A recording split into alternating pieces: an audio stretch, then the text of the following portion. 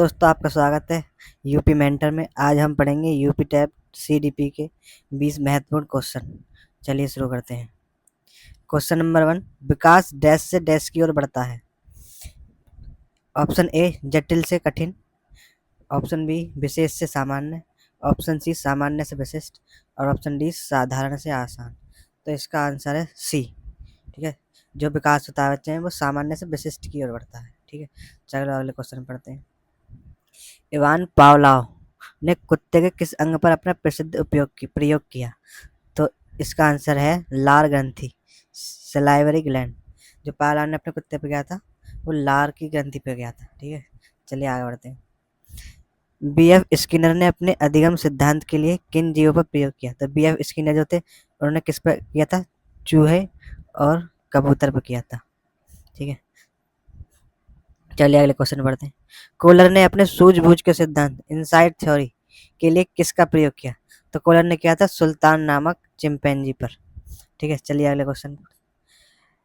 Albert Bandura ने अपने सामाजिक अधिगम सिद्धांत सोशल लर्निंग थ्योरी के लिए किस वस्तु का प्रयोग किया?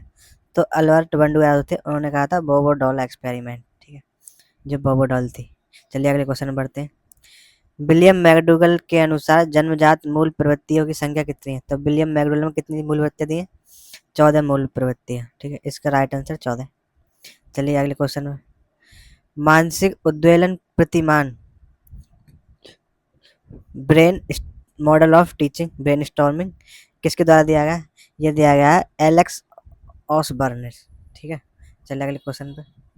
अधिगम का मूलभूत सिद्धांत सीखने का प्रयास और त्रुटि का सिद्धांत किसने दिया? ये दिया था थार्नडाइक ने। ठीक है, चलिए अगले क्वेश्चन बढ़ते हैं। शारीरिक विकास का नियम, शारीरिक विकास का एक प्रमुख नियम कौन सा है? मानसिक विकास से भिन्नता का नियम, कल्पना और संवेग का नियम, अनियमित विकास का नियम, समान विकास का नियम। तो इसका राइट आंसर बताइए। इसमें पूछ रहा है ये शारीरिक विकास का एक प्रमुख नियम। शारीरिक विकास का कौन सा नियम है? मानसिक विकास से भिन्नता का नियम। ठीक है, चलिए आगे बढ़ते हैं। विकास का सिद्धांत नहीं है, विकास का थ्योरी ऑफ डेवलपमेंट कौन सा नहीं, इनमें से कौन सा नहीं है? समान प्रतिमान का नियम ये है, परस्पर सहसंबंध का नियम ये भी है, और निरंतर विकास का नियम ये भी है। लेकिन ये अनुकूलित प्रत्यावर्तन ये अधिगम का सिद्धांत है। ठीक है, ये विकास का सिद्धांत नहीं है। तो राइट आंसर ए हो जाएगा। चलिए अगले क्वेश्चन बढ़ते हैं। मनोवैज्ञानिक कारक, कक्षा में सीखने को प्रभावित करने वाले मनोवैज्ञानिक कारक साइकोलॉजिकल फैक्टर्स कौन से होते हैं? स्वास्थ्य और उम्र, लिंग, अभिरुचि, प्रेरणा और आत्मविश्वास या बाहरी भौतिक वातावरण। तो इसका राइट आंसर है अभिरुचि, प्रेरणा और आत्मविश्वास। ठीक है, चलिए अगले क्वेश्चन बढ़ते हैं। अधिगम हेतु निम्न में से क्या सर्वाधिक आवश्यक माना जाता है? अधिगम लर्निंग के लिए सबसे क्या होना चाहिए? बाहरी दबाव, रुचि, इच्छा, उच्च बुद्धि लब्धि या पुरस्कार। तो हमें कुछ सीखने के लिए रुचि होनी चाहिए, इंटरेस्ट होनी चाहिए, हमारे इच्छा होनी चाहिए। ठीक है, चलिए क्वेश्चन बढ़ते हैं। शैशवावस्था का सही समय क्या है? तो शैशवावस्था का सही सही समय क्या माना जाता है? जन्म से 6 वर्ष, जन्म से 2 वर्ष, 2 से 6 वर्ष या 12 से 18 वर्ष। तो इसमें जो है ये जो जन्म से 6 वर्ष इसे भी मान सकते हैं, और जन्म से 2 वर्ष ये दोनों को ही माना जाता है। लेकिन इसमें जो है जन्म से 6 वर्ष माना गया था। ये प्रीवियस ईयर का क्वेश्चन है, यूपी टेट में पूछा गया था। ठीक है, चलिए आगे बढ़ते हैं। जन्म के तुरंत बाद के 15 से 20 मिनट के काल को किस अवस्था के नाम से जाना जाता है? तो 15 से 20 मिनट का जो काल होता है उसे कहते हैं हम पार्टर्न्यूनेट अवस्था। ठीक है, पार्ट्यूनेट अवस्था जो 15 से 20 मिनट के बाद होती है। ठीक है, सृष्टि ने कक्षा में जोड़ना सीखा। अगले दिन खरीदारी करते समय उसने दुकानदार के जोड़ में गलती पकड़ ली। यह किस प्रकार का अधिगम है? तो ये किस प्रकार का अधिगम है? नकारात्मक स्थानांतरण, सकारात्मक, शून्य या लंबन। तो कैसा? ये सकारात्मक पॉजिटिव है। ठीक है, चलिए आगे बढ़ते हैं। एक छात्र हाउस का बहुवचन हाउसेस सीखता है, उसी नियम के आधार पर माउस को माउसेस बना देता है। तो ये किस प्रकार का नियम है? तो ये जो है सीखना जो है किसी में नकारात्मक इफेक्ट डाल रहा है। ठीक है, नकारात्मक प्रभाव डाल रहा है। तो इसने माउस को माउसेस कर दिया, तो ये नकारात्मक स्थानांतरण है।